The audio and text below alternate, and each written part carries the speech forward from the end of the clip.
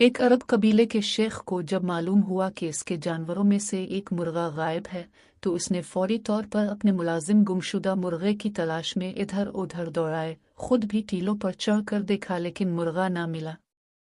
रात गए तक जारी रहने वाली ये तलाश खत्म हो गई। किसी मुलाजिम ने कहा, कोई भेड़िया मुर्गे को ले गया होगा।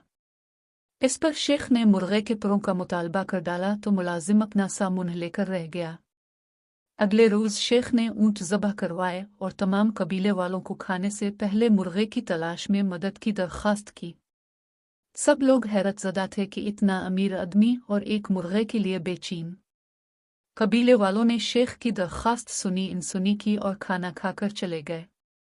चंद दिन बाद कबीले में से किसी की बिक्री गुम हुई तो शेख ने एक बार फिर ऊंट ज़बह किया, कबीले वालों को बुलाया और मुर्गे की तलाश में मदद की दरख्वास्त की।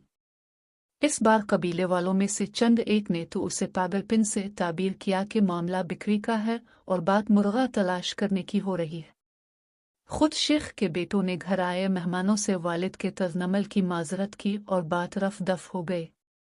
कुछ अरसा गुजरा के एक ऊंट गायब हो गया।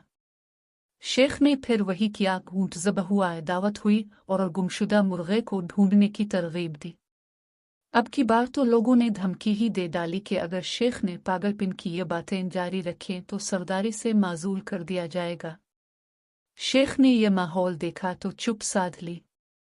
महीना भर गुजरा होगा कि कबीले की एक नौजवान लड़की गायब हो गई। लड़की का गायब होना कबीले वालों की गैरत पर ताजियाना था।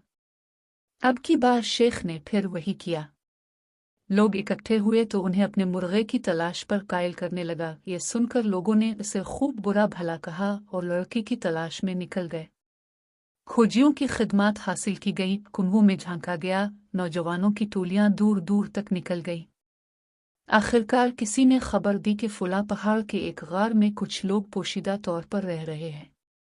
कबीले वालों ने इस गार पर छापा मारा तो मालूम हुआ कि ये डाकुओं का बसेरा है और उन्हीं ने लड़की अगवा की थी। इस गार के करीब से ही गुमशुदा ऊंट बिक्री और शेख के मुर्गे की बाकियात भी मिल गई। लड़की मिल जाने के बाद लोगों को ख्याल आया कि दरअसल शेख अपने मुर्गे की बाजियाबी के लिए नहीं बल्कि उन्हें किसी बड़े नुकसान से बचाने के लिए उनसे मदद मांग रहा था। इस हकायत का पस मंज़र तो यकीनन अरब है, लेकिन इसका सबक आलमगीर है जो इसी तरह की सैकड़ों कहानियों और ज़र्ब अल-इमसाल में लपेटकर पिछली नस्लें अगली नस्ल तक पहुंचा दिया है। यानी जब तक पहली गलती को दुरुस्त नहीं किया जाता कुछ भी ठीक नहीं हो सकता।